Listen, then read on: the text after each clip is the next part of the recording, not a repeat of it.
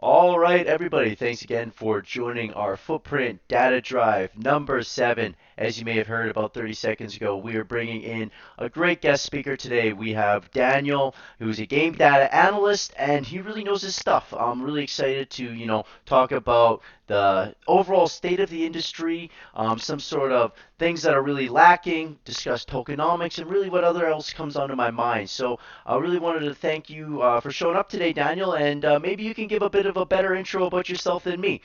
So without further ado, I'll give you the mic. Right on. Thanks again for the intro. And so, my name's Daniel. I'm been an analyst for a couple of years. I've worked on mobile titles like Racing Rivals, Marvel Strike Force, um, and I don't know, like been a gamer since being a kid. Like I'm big into uh, Call of Duty and all the old drag racing games. I like card games, so like just a hardcore gamer. Got into crypto during COVID and figured I was going to learn something entirely new since I was working from home and I didn't have to, drive an hour and a half to work anymore. So take advantage. That's Yeah. awesome. Yeah, dude. I remember the first time I didn't have to drive to work. It changed me. It really did change me, Daniel. Like I don't know if I could ever go back, brother. No, no, I wouldn't trade it. I like working from home. I have time to do stuff with my kids. I get like again, like I was in LA, so it's an hour and a half to work, an hour and a half home, and it's only 30 miles down the road. But yeah, it's bonkers. I love it now. So, Daniel, that being said, I guess I want to start with asking a little bit about your history and kind of. I remember you telling me you worked on this racing game. Can you just tell us a little bit about that and how you got started? So my entry into the gaming world was a little backwards from most people. I was playing the game. I reverse engineered it, trying to figure out how to make the fastest combination of parts for the cars, and built a simulation model in Excel. And then the game was about to get sunset, but another small startup took it over. I had already met with the Glue Mobile team as a player, just like one of their star players. And then I met with the other team, and they decided to pick me up with a community manager since he was leaving after I've been in that role for about 4 years. So I came in as a community member and then took that role, and it was a lot of fun. I learned a lot. I learned I never want to be a community manager again. But the stuff I learned in the stuff I learned in Oh. the meanwhile was I wouldn't trade for anything. It was a small company, and I got to put my hands on every step in the process, from licensing to art to game design, level design, and then uh, the data was actually like a lot of games. They'll have their data stored as JSON files, but in our case, a lot of our stuff was actually SQL based. So that's how I actually learned how to write SQL, was just by reviewing code so that we didn't send out bugs. Um, Again, without That's an soft code. awesome start for learning SQL. Just to stop it right there. That's awesome. I should take the motivation that you have since I'm working at Footprint, and I should have been learning SQL just the way you did. That's awesome. I love to hear it, man. It gets me fired up. Yeah, Google's a great teacher. Um, but um, but it got into that, did that for a while, and the thing that once I started learning how to read through data and start playing with stuff, being a gamer, and you really despise cheaters. So I Amen. started learning how to target them. And we ran into, without getting into too much detail, we learned how to start tracking them down and isolating them. Um, and without being, again, too specific, certain countries are more notable for having cheating and farming, especially when there's money in play. And that was quite interesting. Yeah, I mean, I guess you don't really want to share what countries, but I remember hearing the story that you told me that you almost had to ban an entire country from playing your game. Oh yeah, yeah. I mean, when you've got one IP address starting at roughly 4 to 9,000 accounts a day, Holy. Because well, you've got it's like what we see in crypto. If you make a game and you make it profitable, people will come after it. And it's not because they enjoy the game; it's because they want to turn a profit strictly. And games by default, since this is the topic is economy design at hand, games by default have broken economies at the start. Now they can tune them very well, but any flaw in your economy, when you put a price on it, all of a sudden becomes that much more crucial to maintaining. And you have to do so on the fly, and you have to get it patched on the fly, you have to get adjust on the fly. And in the crypto world, the amount of time you have to make those changes is almost non-existent. And to make things even worse, once it's on the chain, it's on the chain. We've Oh already seen what yeah. happens when a couple different games have launched their token, and all of a sudden they accidentally release too many of their token or all of their tokens at one time, and then they have to run it back. That can be just disastrous to a game. I mean, Absolutely. so, Yeah, I mean that if just an exploit from your liquidity can put you in a death spiral that makes it almost impossible to get out of, right? That's why they call it that death spiral, right? Tokenomics mhm. are I think are arguably. But all right, so I'm gonna stop and pause here and to also let everybody know everyone talks about having a fun game. You know what? We're gonna stop talking about having fun games. Everyone knows the Web3 industry needs a fun game. So I think that's just the baseline. That's just the baseline standard now is that we release a good game. So arguably, what's more important than having a fun game is having solid tokenomics. Now, Daniel, my question for you is. Based on what you've seen so far in 2023, how's the landscape looking for these Web3 games? How have tokenomics improved much from 2022, in your opinion? And I guess too, if you don't, you could also pop up some good use cases if you've seen any. I'd love to use those as an example as well if you have any. But yeah. Well, I wish I had some good cases right now. There really isn't. There's a bunch of stuff that I'm like anxious to see. I want to see what happens with Shrapnel. I want to see what happens with the redesign on Axie. I want to see what happens with Illuvium. Like these are some really great innovative projects, um, but to really get a good grasp on if they're going to fly or not, um, they just need more time in development. Which I mean, they've already been in development for nearly 2 years now, which is short in the grand scheme of things for game development. Hmm. Um, but those are the ones I'm really curious about. This idea that you have to release a whole bunch of tokens early to get early adoption means that you're destroying your economy before you can even get it started.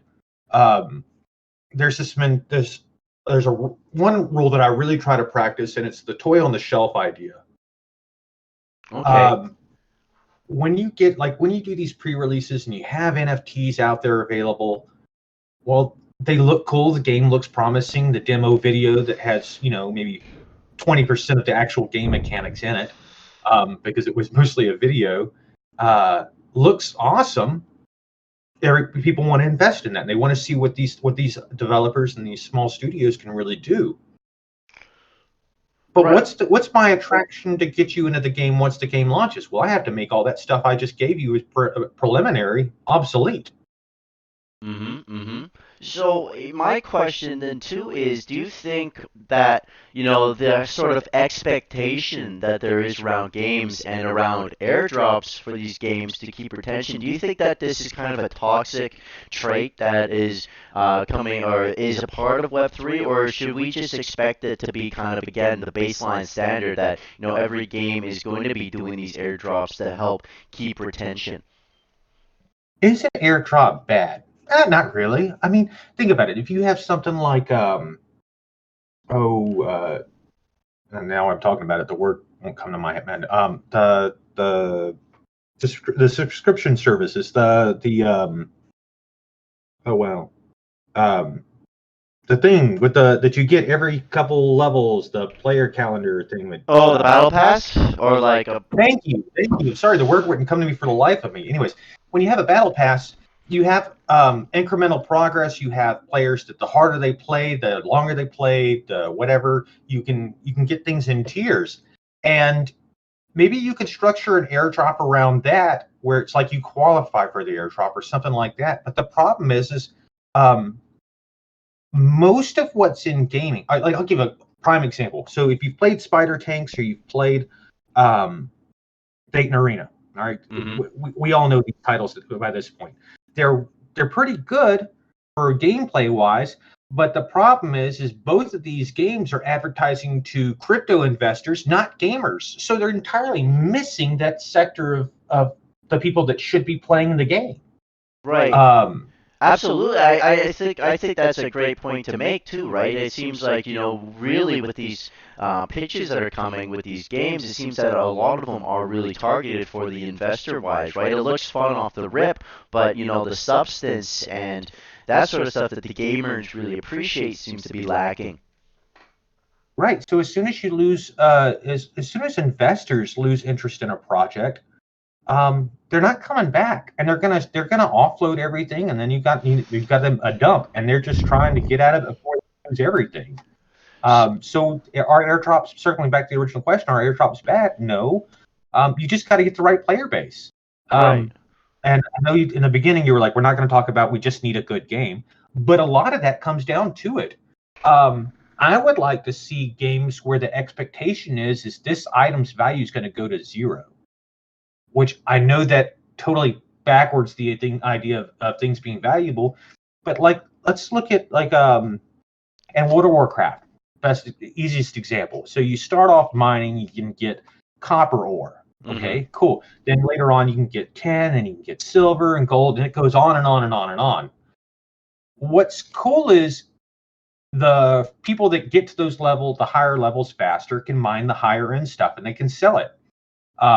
As the need for the different types of materials increases, there's still new players onboarding, and it creates these niche markets where these new players still need the old stuff. Now, a certain amount of old players or of players will optimize around that, Right. and they'll just sell the old stuff. The other cool thing that happens is eventually the tip top resources become obsolete every Mm. so often. So you get in there, you get while you can, and then you move on to the next stuff because you want to stay competitive or whatnot. But you can still find ways to buy, keeping up with the old materials. So, Um, Daniel, with but these when these higher tier, say, resources or materials, they become obsolete. Are we kind of describing a little bit of like a power creep system where the game will then introduce new, more powerful materials or resources to help keep it fresh? Is that kind of like a model we're oh describing here? and you've got to. I mean, every game has power creep, and you've got to do it. And it's like the original, like circling back to the original point about the toy on the shelf kind of thing. I gave you something really cool to lure you into the project, but either I made that item so good that nothing that I ever released in the game is going to be OP enough to overtake it, or in order just to keep up with power creep and keep the game interesting and whatnot, I've got to make the old stuff just not as good. Now, But that comes.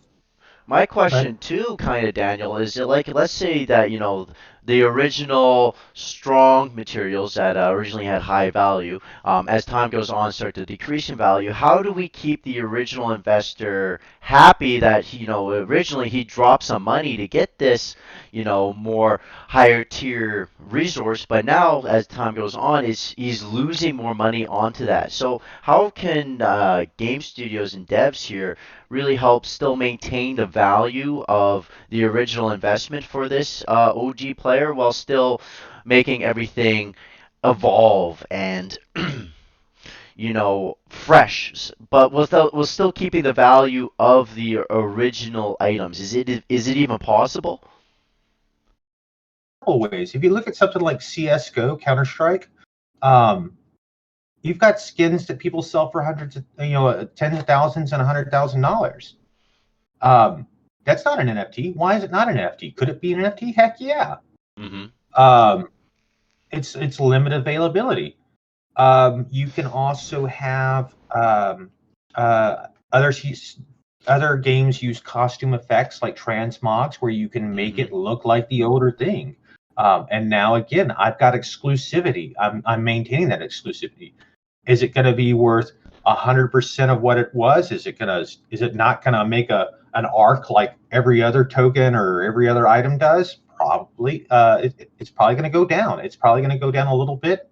Um, if you've got an achievement system that where this some of these stuff is just ridiculous to try and obtain, um, then yeah, it's going to hold value.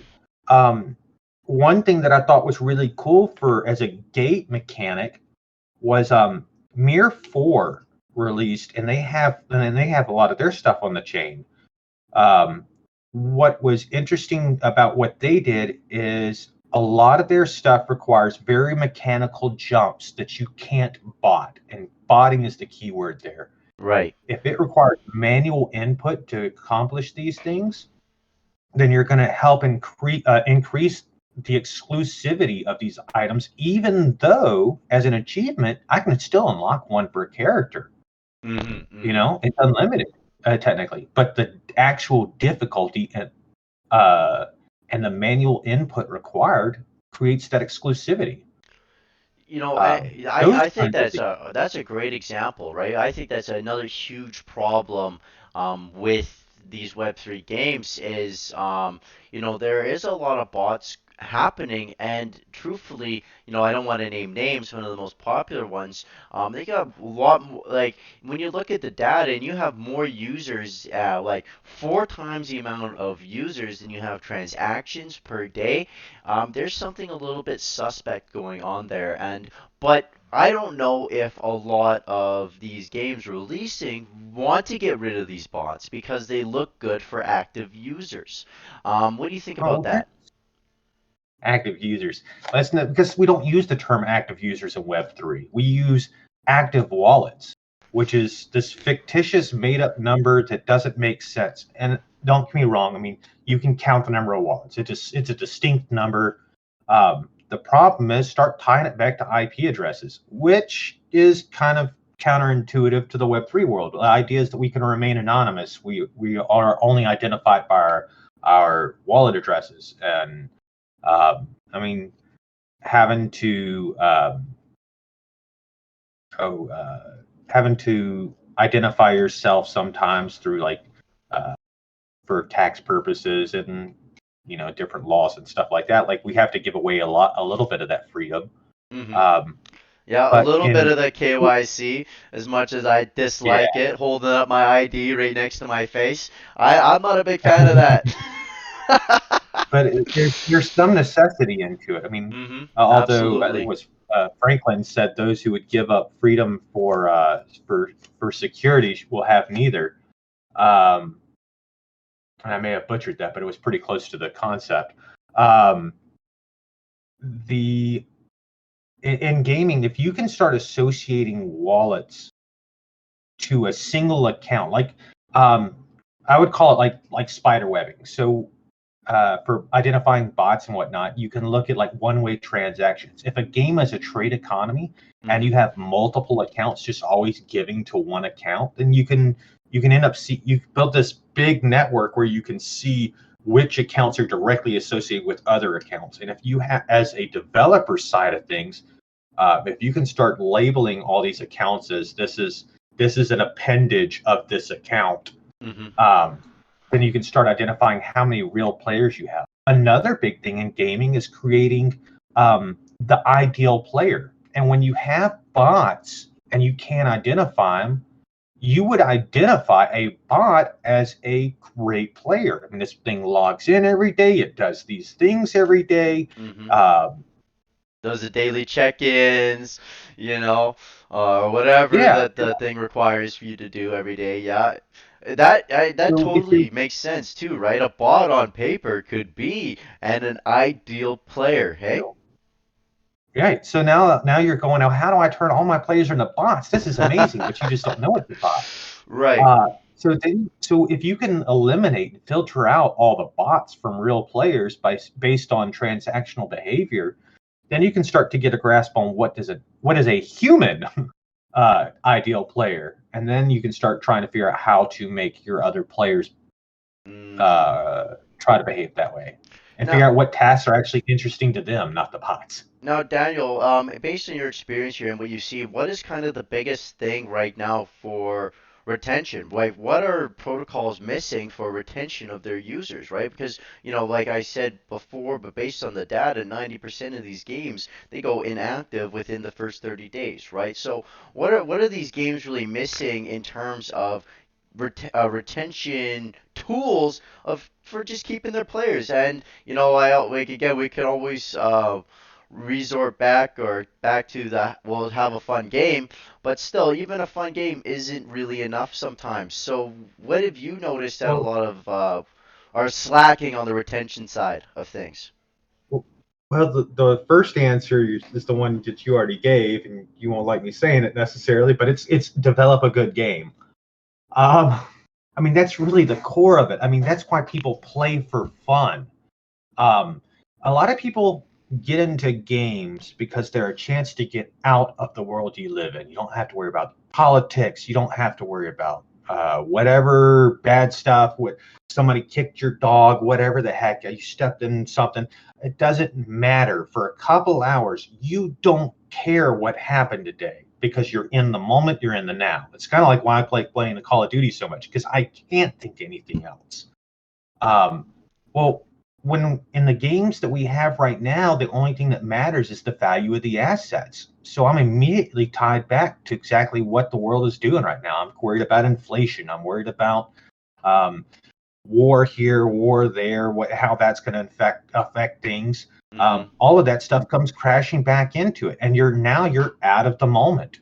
We play games to be in the moment where nothing else matters. What a great take. I love that like thought process. That's exactly why we are playing games, you guys, because we're doing it to be in the moment. The last thing I want to worry about is inflation in game. I already got 6% in real life to deal with here, you know. you know, so that's perfect. That's just like it's just I couldn't have phrased it better myself, man. That was great. But let me piggyback that for a second. So one of my favorite things to do right now, because my kids got me into it, is play the Pokemon TCG. And I've Mm-hmm. played Magic the Gathering for nearly 2 decades too. On top of that, so big into card gaming. Um, and it's relevant for a lot of the games that are popping up. The question you asked earlier is how do you tell players that invest a whole lot up front that might not get their money back or that are worried about whether they're going to get their money out of it later? Um, if when in a lot of card games, especially Magic and Pokemon, you have what's called a standard format, which they rely on the latest sets specifically. And it's a good business model because it keeps people coming back and buying stuff because you need stuff to play in the major events. Right. On the flip side, there are extended formats and where are legacy formats where you can use the older cards, but the main player base stays in the more recent stuff. As the meta changes, the top players can recognize that, and there will still be players playing the other stuff. Or towards the end of the season or whatnot, before a rotation, there are still people playing that stuff. And you can dump the stuff that you're not going to use anymore on the market. Um, Play it, enjoy it, have fun with it, and then when it comes time, you know, get rid of it while the getting's good, and get ready for the next thing. Mm-hmm. Mm-hmm. So Now, there are ways to expect that, handle that the devaluation over time. yeah, and I was talking. We had Kiefer Zhang a couple data drives ago, and he was talking about the reimagining of tokenomics, and he said, a cool model that we're probably going to see a lot more of in 2023 is a better tokenomic system to be rewarding of the whales, like the 2% of the players, the whales that are driving the majority of the game's revenue. He'd like to do it like he did the example of comparing it to Vegas, right? In Vegas, if you're a high roller, you got $1 million, 2 million, you're ready to gamble. These hotels will fight over you by giving you free rooms, free food, whatever you kind of really need, because they want you to spend their money there. So, what do you think about this model in terms of rewarding our players that are more driving the revenue? It seems like right now the whales are kind of being left behind. Um, Well, if you want to build a gambling game, build a gambling game. If you want to build a skill based game, build a skill based game. Ideally, the will get access to things. Talking about power creep and power curve, the whales will get access to that stuff sooner than other players. Like if you can have a character and you need a whole bunch of shards or something like that, then you can get the whales will get access to the more shards sooner and get their characters to higher levels and whatnot sooner. So they will take the advantage of having the higher end of the power spectrum earlier, and that will allow players or the whales to rely more on how much they spend rather than skill. Ironically, the skill does catch up to them, and as your whale or as your dolphins and your minnows start creeping back up and getting this stuff over time, that's where a balanced game comes into play, and these better skilled players, less monetarial spenders, are able to catch up.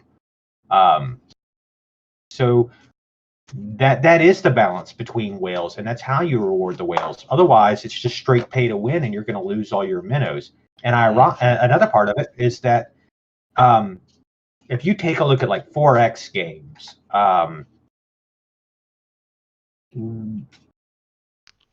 Like when like forex, like the number four with the X, or like forex like currency trading. 4X with the letter X, 4X game, I can see the pictures of them. I just can't think. Civilization. What was the mobile one? The one with the girl in front of the contest? No, Age of Empires. Age of Empires. Are I you can remember. talking All I like can a remember RTS the video. strategy game here? Yeah, yeah, yeah. Where a lot of those games, like the amount of money you can spend on those games is tremendous, and they spend a ton on advertising to get new players in. But the Mm-mm-mm. fact of the matter is that a lot of the players that they get in are just fodder for the whales.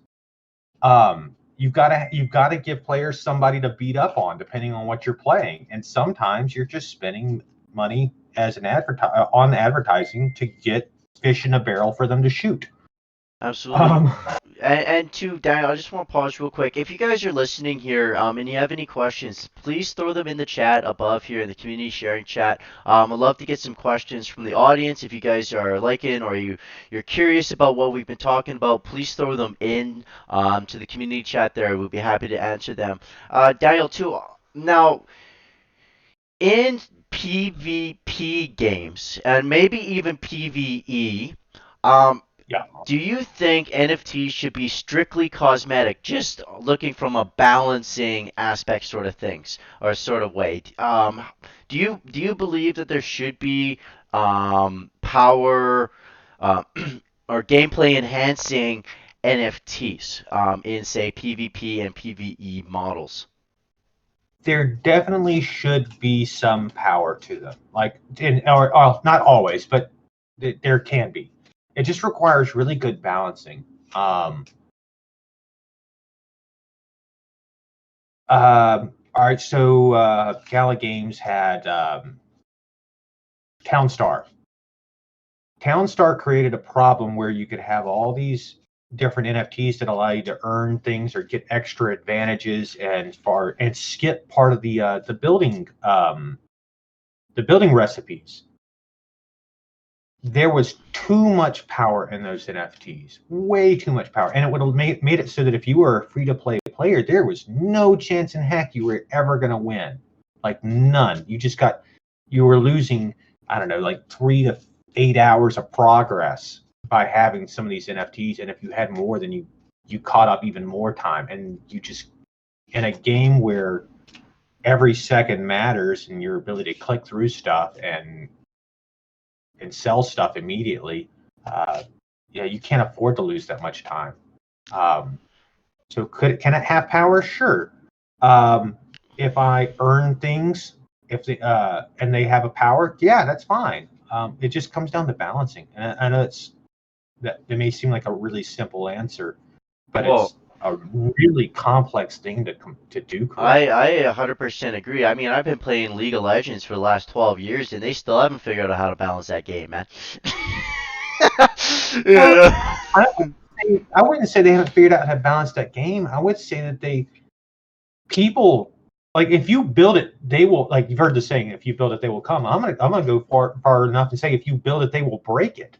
I mean, the desire to be the best is one of the reasons we play some of these games. You may have a crappy desk job, you may hate it, but when I come home, I'm a paladin, or I'm a knight, or I'm a whatever, and I'm the best one at it. Um, Daniel, there's a perfect example of what you just said, and that was the mobile Diablo game, right? That game was straight up pay to win, and to I think to unlock everything, you had to drop like $350,000, and people ethical. yeah, and people did it because they just wanted to be the best at that game. Just like you said, there was no real monetary benefit. They just straight up had bragging rights. Look at, I'm the best. I'm the number one player on Diablo Mobile or whatever it was called.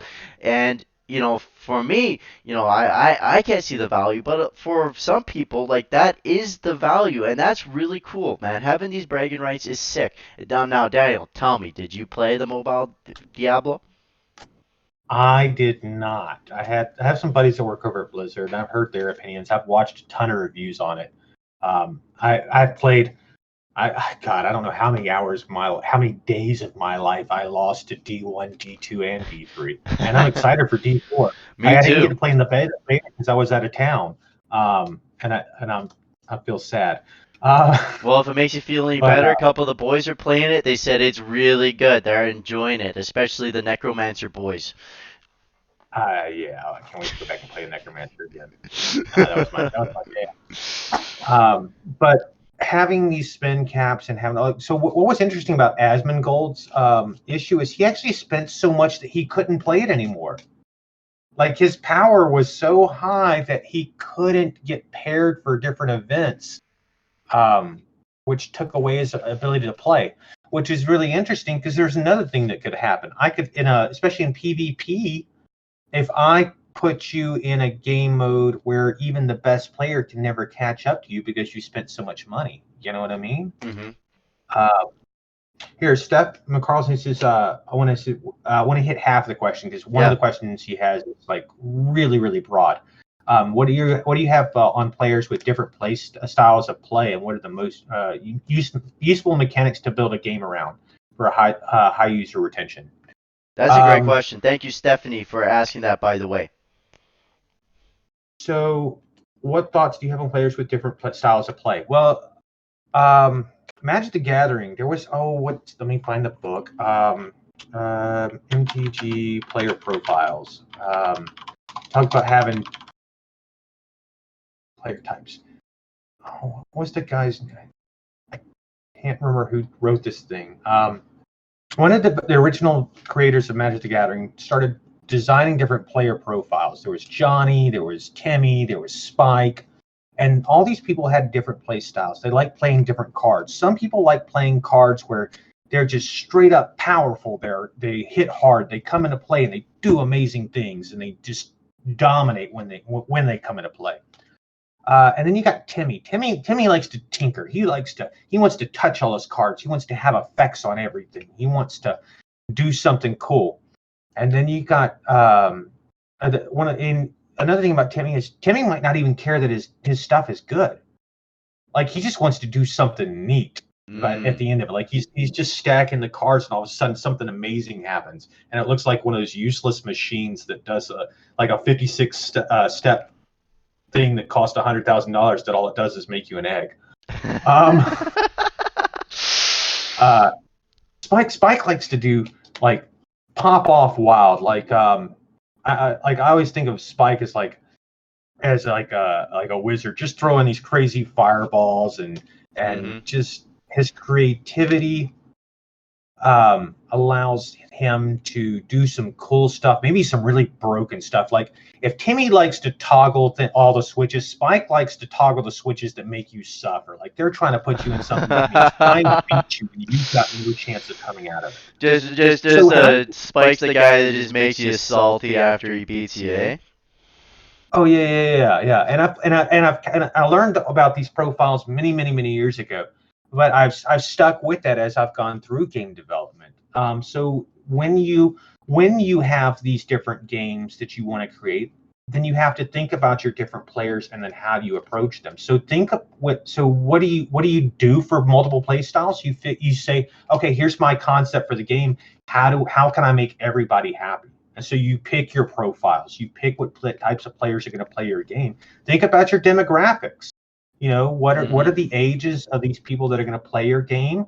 Where are they? White collar? Are they blue collar? Are they super analytical? Are they super casual? And like so, bucket your players and then say, what is my game already offer to each of these people? Mm-hmm.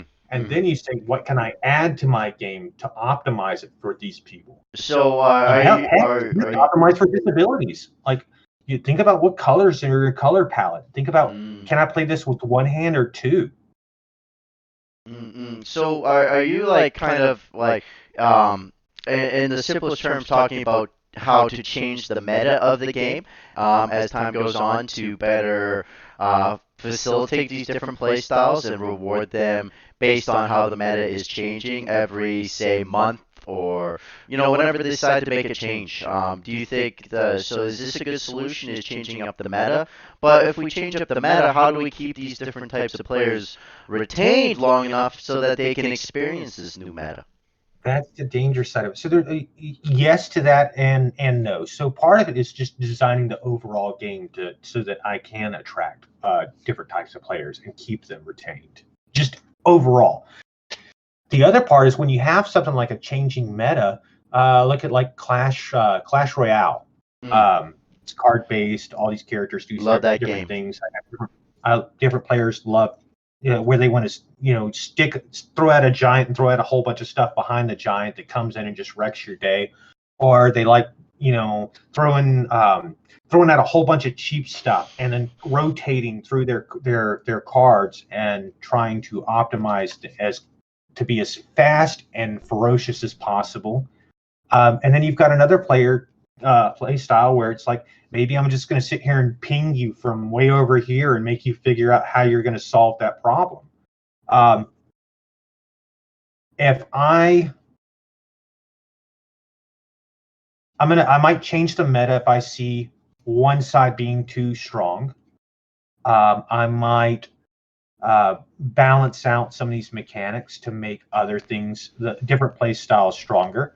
I may for a week or two, I may do something crazy. Like if my players expect me to balance things out every month, then for a month I may do something a little bonkers and stupid just to get players to try out a play style that they haven't tried out before. Just toss them a Uh, curveball, hey? oh yeah. I mean, like that. So again, like Clash, they have a whole bunch of different challenges that rotate every day, and having these challenges will um, force players to try out things that they normally wouldn't, because they want to complete the challenge and get the goods, and then they may do it and they may like it, but a lot of players are very rigid. They are not fluid. They are not malleable, Mm-hmm. and if you force them too hard, you will break them and they will leave. Right. So it's a delicate balance of making these challenges rewarding enough that it's okay to change up these play styles without being too forceful that if say I missed it, it's not really any skin off my back sort of deal. Yeah. Okay. I like that. Steph, I hope that answered your question there. It was a great answer, Daniel. Thank you.